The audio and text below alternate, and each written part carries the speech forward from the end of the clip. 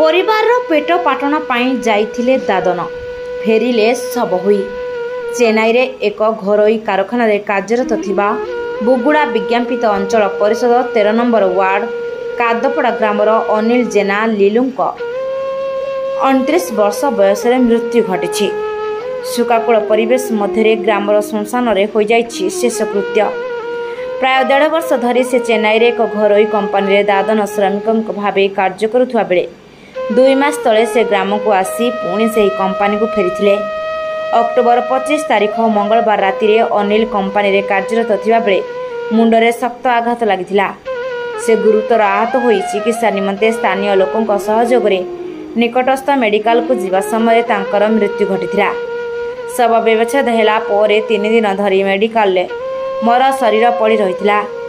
बहु चेष्टा सत्वे तांकर पार्थिव शरीर चेन्नई रु ग्राम को आसी पारु नथिला। एही दुखद खबर जानिबा परे पोलसरा विधायक तथा मत्स्य और प्राणी संपद विकास एवं एमएसएमई मंत्री श्रीजुक्त गोकुलानंद मल्लिक हस्तक्षेप करथिले। मंत्री प्रचेष्टार अक्टोबर 31 तारीख अपराह्न आंबुलांस द्वारा ग्राम में मर शरीर पहुंचीला।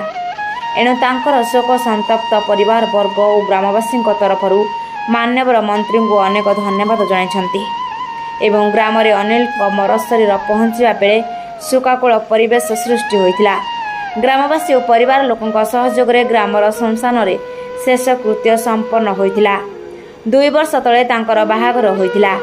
से गरीब श्रेणी होइतिबा बेले तांको रोजगार रे माँ बापा स्त्री भाई और 10 मासर छोट झील चलुथिले।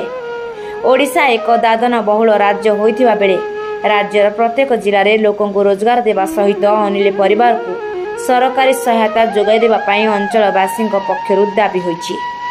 एही शोकाकूल परिस्थिति रे बहु राजनेता बुद्धिजीवी और अंचलवासी भिड़ जमीथिला। गंजाम जिला प्रतिनिधि कालीचरण मिश्र रिपोर्ट रूपाथालिया न्यूज।